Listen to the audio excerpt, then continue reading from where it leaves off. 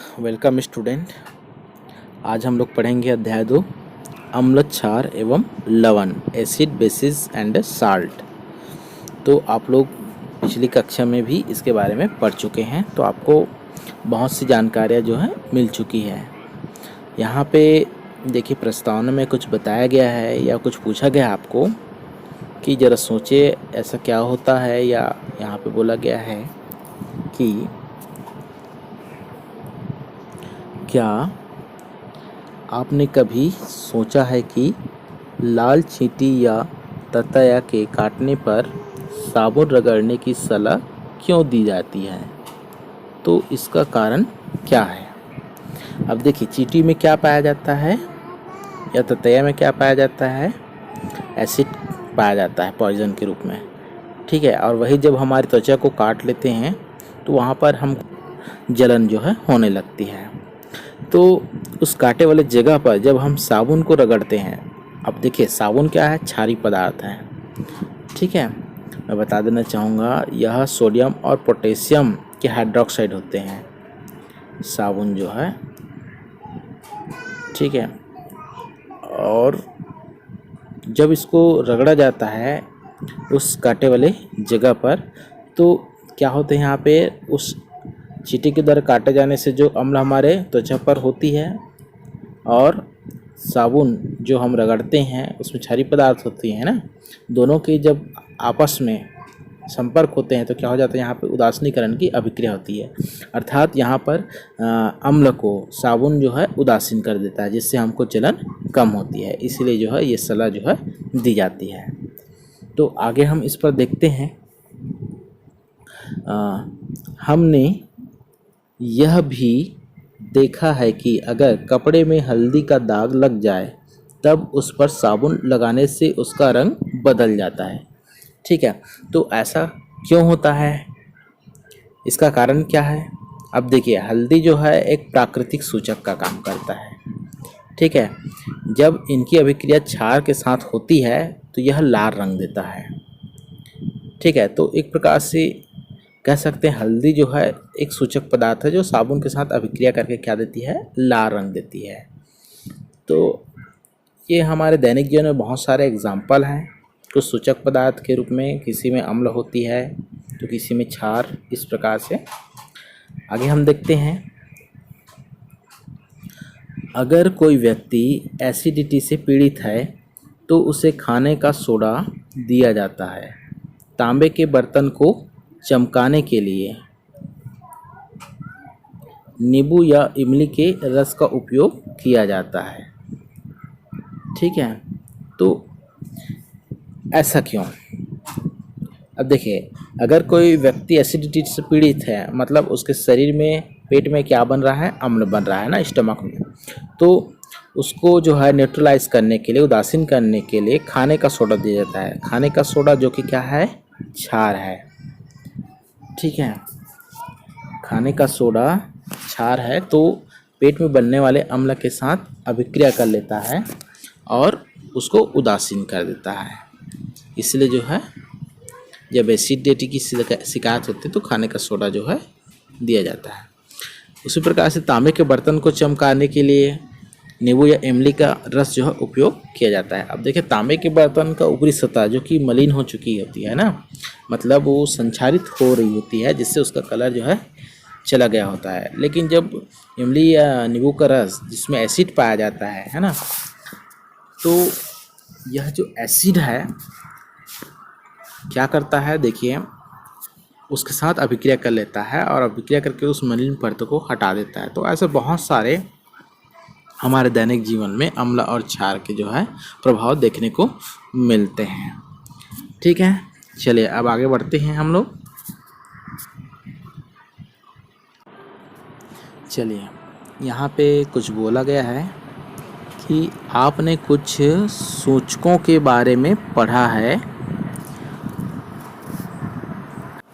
जिसकी सहायता से हम किसी पदार्थ का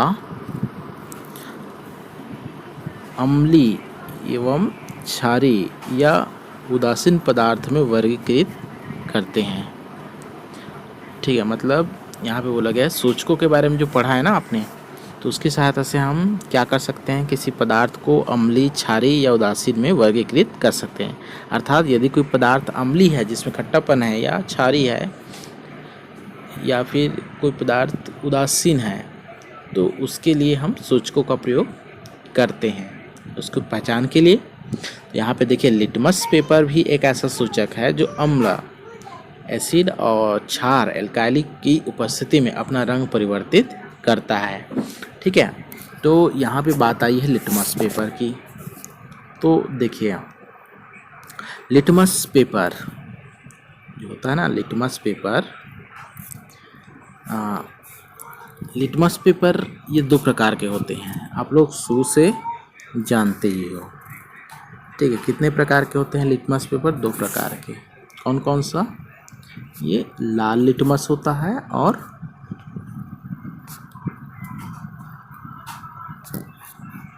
कौन सा होता है? नीला लिटमस होता है। ठीक है, तो लाल और नीला लिटमस पेपर, तो यहाँ पे लाल लिटमस पेपर जो होता है यह जो है क्षार का पहचान करता है, जबकि नीला लिटमस पेपर अम्ल का पहचान करता है। ठीक है, जो अम्ल की उपस्थिति या क्षार की उपस्थिति में अपना रंग जो है परिवर्तित कर देते हैं। जैसे लाल लिटमस पेपर को यदि हम क्षार के साथ अभिक्रिया कराते हैं, अर्थात अभिक्रिया ऐसा नहीं है कि उसमें कुछ रिएक्शन होंगे। यहाँ पे देखिए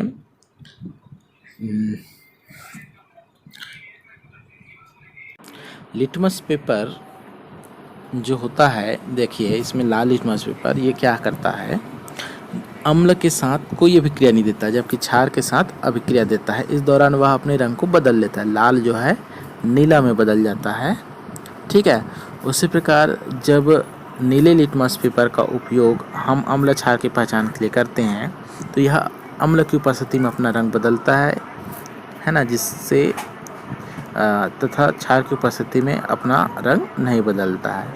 तो हम कह सकते हैं यहाँ पर लाल लिटमस पेपर क्षारीय पदार्थ का जो पहचान करता है और नीला लिटमस पेपर अम्लीय पदार्थ का पहचान करता है। ठीक है, तो इस प्रकार से लिटमस पेपर अम्ल और क्षार का पहचान आसानी से कर लेता है, जो कि एक सूचक पदार्थ है। ठीक है, आगे बढ़ें। अब आगे देखिए स्टूडेंट, यहाँ पे 2.1, ठीक है 2.1 क्या बता रहा है, कहाँ कहाँ बिखरे हैं अम्ल एवं क्षार। ठीक है, अब इसके बारे में हम लोग पढ़ेंगे। अब इधर आप देख सकते हैं, जैसे सारणी 1 है जिसमें बताया गया प्राकृतिक स्रोतों में उपस्थित अम्ल और क्षार। तो आप देख सकते हैं यहाँ पे पहला जो है प्राकृतिक स्रोत है इमली, जिसमें कौन सा अम्ल पाया जाता है? टार्टरिक अम्ल। सेब में मैलिक अम्ल, सिरका में एसिटिक अम्ल, टमाटर में ऑक्जेलिक अम्ल, और चूना में कैल्शियम हाइड्रोक्साइड। खाने का सोडा है सोडियम हाइड्रोजन कार्बोनेट, मतलब जिसको हम लोग सोडियम बाइकार्बोनेट भी बोलते हैं। प्रति अम्ल होता है मैग्नीशियम हाइड्रोक्साइड, और कपड़े धोने का सोडा होता है सोडियम कार्बोनेट। तो इस प्रकार से हमारे आसपास या प्रकृति में कुछ प्राकृतिक स्रोत हैं अम्ल और क्षार के। इन प्राकृतिक अम्ल के अलावा कुछ अन्य खनिज और अकार्बनिक अम्ल है, जैसे आप लोग देख सकते हैं स्क्रीन पर नाइट्रिक अम्ल है, और है सल्फ्यूरिक अम्ल H2SO4, फिर हाइड्रोक्लोरिक अम्ल है यहाँ पर HCl। तो इस प्रकार से ये सारे अम्ल हैं।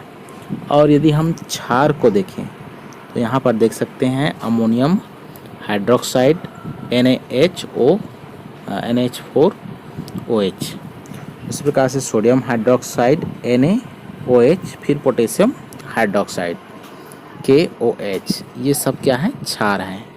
तो यहाँ पर ये अकार्बनिक अम्ल और क्षार आपने देखा स्क्रीन पर।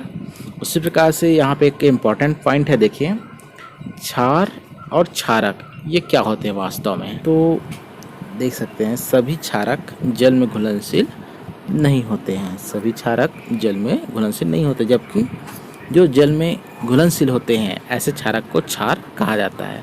तो सिर्फ इतना ही फर्क है, जो जल में घुल गया वो क्षार है और जो नहीं घुला वो क्षारक कहलाएगा। ठीक है। हमारा अगला टॉपिक है कैसे करें अम्ल और क्षार की पहचान। ठीक है, चलो अब इस पर देखते हैं। चलो आगे बढ़ते हैं। तो सूचक पदार्थ दो प्रकार के होते हैं, एक तो रासायनिक सूचक और दूसरा है प्राकृतिक सूचक। तो यहाँ पर सबसे पहले हम प्राकृतिक सूचक के बारे में बात करेंगे। यहाँ पे देख सकते हैं आप लोग, नीला लिटमस पेपर है और लाल लिटमस पेपर है। जो क्या करता है, यहाँ पे देखेंगे क्षार की उपस्थिति में लाल लिटमस नीला हो जाता है। ठीक है, तो इस प्रकार से लाल लिटमस पेपर जो है क्षार का पहचान करता है। ठीक वैसे ही नीला लिटमस पेपर जो है अम्ल की उपस्थिति में लाल हो जाता है। ठीक है, तो लाल लिटमस का प्रयोग क्षार की पहचान के लिए, नीली लिटमस का प्रयोग जो है अम्ल की पहचान के लिए करते हैं। जबकि यह जो लिटमस पेपर है उदासीन विलयन के साथ बैंगनी रंग देता है। आगे हम देखें तो इस प्रकार से कुछ और सूचक पदार्थ हैं, जैसे गुड़हल है और लाल पत्ता गोभी के रस हैं और हल्दी है। ये सभी जो है एक सूचक पदार्थ की तरह काम करती है, जो क्षार को पहचानने का काम आता है। अम्ल और क्षार को पहचानने का इसका जो है उपयोग में लाया जाता है। तो ऐसे कुछ सूचक पदार्थ प्रकृति में हैं जिसको आपको ढूंढना है और सूची बनाना है। तो इसके अलावा यहाँ पे कुछ रासायनिक सूचक पदार्थ भी हैं, है ना। जैसे आप लोग देखेंगे इसमें मेथिल रेड है और मेथिल ऑरेंज है। इसके अतिरिक्त और क्या चीज़ है, फिनोल्फ्थेलिन विलयन है। पाउडर के रूप में आता है, लेकिन विलयन के रूप में इसको तैयार करके हम उपयोग में लाते हैं। तो यहाँ पर ये तीन चीज़ें हैं जो रासायनिक सूचक के रूप में अम्ल और क्षार के पहचान के लिए लिए जाते हैं। इसके अतिरिक्त यहाँ पे कुछ याद रखने योग्य बातें हैं। देखिए यहाँ पे कि लिटमस पेपर कैसे बनाया जाता है, कि पर अम्ल और क्षार के लिए कुछ रासायनिक सूचक हैं। आगे बढ़ते हैं इसी के ऊपर। तो क्रियाकलाप नंबर 1 है आपका, क्रियाकलाप नंबर 1। यहाँ पे क्या बोला गया है कि आपको 3 स्लाइड लेना है और पहली स्लाइड पर क्या करना है, ड्रॉपर की सहायता से, है ना। पहले स्लाइड में ड्रॉपर की सहायता से 3 अलग अलग स्थानों पर एक एक बूंद क्या लेना है, फिनोल्फ्थेलिन विलयन को डालना है, जो चित्र 1 में जो है दिखाया गया है। चलो चित्र 1 में आपको दिखा देता हूँ। बिल्कुल इस प्रकार से, है ना। आपको 3 अलग अलग बूंदें जो है फिनोल्फ्थेलिन की डालनी है। ठीक है, अब आगे बढ़ते हैं इसी के ऊपर। अगला जो बिंदु बोला गया है कि इसी प्रकार एक दूसरी स्लाइड पर मेथिल ऑरेंज तथा तीसरी स्लाइड पर गुड़हल और लाल रंग के लाल गुलाब के जो बूंद हैं, 3 बूंद अलग अलग आपको डालना है। ठीक है, बिल्कुल यहाँ पे चित्र क्रमांक 1 में जो दूसरा स्लाइड है और ये तीसरा स्लाइड है, इसके अनुसार इसमें मेथिल ऑरेंज डालना है दूसरे वाले में, और तीसरे वाले में डालना आपको गुड़हल या लाल रंग के फूल के रस को। ठीक है, अब आपको क्या करनी है, ड्रॉपर की सहायता से प्रत्येक स्लाइड की पहली बूंद पर तनु हाइड्रोक्लोरिक अम्ल डालना है और दूसरे वाले बूंद पर ड्रॉपर की सहायता से ना एक एक बूंद जो है सोडियम हाइड्रोक्साइड विलयन डालना है, और रंग में जो परिवर्तन आता है उसको सारणी 2 में नोट करना है। कहाँ नोट करना है, सारणी 2 जो यहाँ पे दिया गया है ना, यहाँ पे आपको नोट करना है कि क्या उसका रिज़ल्ट जो है आता है। ठीक है, तो क्या बोला गया है इसमें, करना क्या है आपको, फिनोल्फ्थेलिन की 3 बूंदें लेनी है इस प्रकार से 1 2 3, और मेथिल ऑरेंज की 1 2 3 इस प्रकार से, और गुड़हल की 1 2 3 ऐसे 3 बूंदें आपको लेनी है।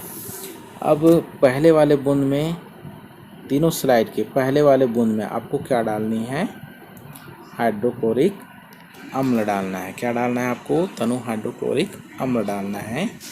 तथा दूसरे वाले बूंद में आपको क्या डालनी है? यहाँ पर तनु सोडियम हाइड्रोक्साइड की बूंद आपको डालना है। ठीक है। और यहाँ पे तीसरा वाला बूंद क्या प्रदर्शित कर रहा है? सूचक के वास्तविक रंग को प्रदर्शित कर रहा है। ठीक है।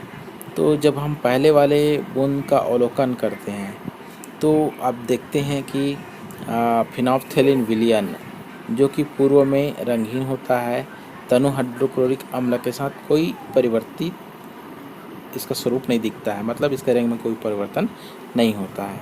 जबकि जैसे इसमें तनु सोडियम हाइड्रोक्साइड डाला जाता है तो इसका रंग गुलाबी हो जाता है। ठीक है। इसी प्रकार से मेथिल ऑरेंज की जब 3 बूंदें यहाँ पे है जिसमें पहले वाले में अम्ल डाला जाता है तो इसका रंग जो है फीका हो जाता है। और जैसे ही इसमें दूसरे वाले बूंद में क्या डाला जाता है? हाइड्रोक्साइड डाला जाता है, सोडियम हाइड्रोक्साइड। यहाँ पे देख सकते हैं ना क्या डाला जा रहा है? Sodium hydroxide. इसका रंग पीला हो जाता है।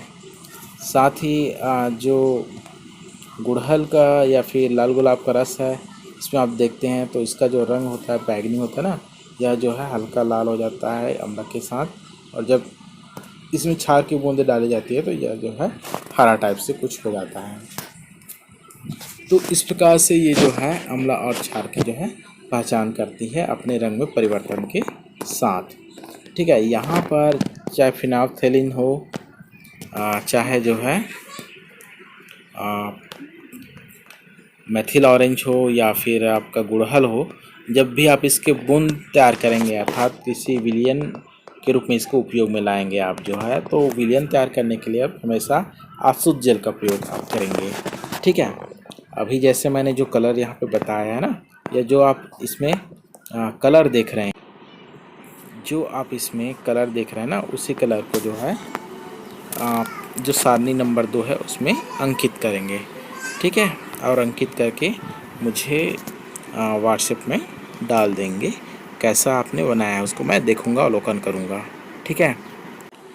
अब यहाँ पर है क्रियाकलाप नंबर 2। इसमें आपको क्या करना है? प्याज को काट कर सफ़ेद कागज़ पर रगड़ना है और उसके 3 टुकड़े आपको कर देनी है। ठीक है। इसके बाद आपको क्या करना है कि पहले वाले टुकड़े हाइड्रोक्लोरिक अम्ल और दूसरे वाले टुकड़े पर तनु सोडियम हाइड्रोक्साइड डालना है। तो डालने पर आपको क्या परिवर्तन इसमें आपको देखने को मिलता है? तो यहाँ पे कुछ और पॉइंट है जिसको देखना आपको ज़रूरी है। देखिए, पहले तथा दूसरे कागज़ के टुकड़े का गंध की तुलना करना है और तीसरे कागज़ के टुकड़े की गंध से करना है। ठीक है। अब पहले वाले में और दूसरे वाले में आपने क्या डाला है? पहले वाले में हाइड्रोक्लोरिक अम्ल और दूसरे वाले में सोडियम हाइड्रोक्साइड, जबकि तीसरे वाले में आपको कुछ नहीं डालना है। तो यहाँ पे कुछ नहीं आपने डाला है तो इसके गंध में कोई परिवर्तन नहीं होता, जबकि क्षार के साथ अपना गंध है बदल देता है। तो इस प्रकार से कह सकते हैं कि यह भी एक प्राकृतिक सूचक के रूप में है जो अम्ल और क्षार की पहचान कराता है अपने गंध में परिवर्तन करके। ठीक है। ऐसे ही कुछ और सूचक पदार्थ है जो यहाँ पे लिखा हुआ देख सकते हैं आप लोग कि प्याज के अलावा भी कुछ और घ्राण सूचक है, जैसे वैनिला और लौंग का तेल इत्यादि।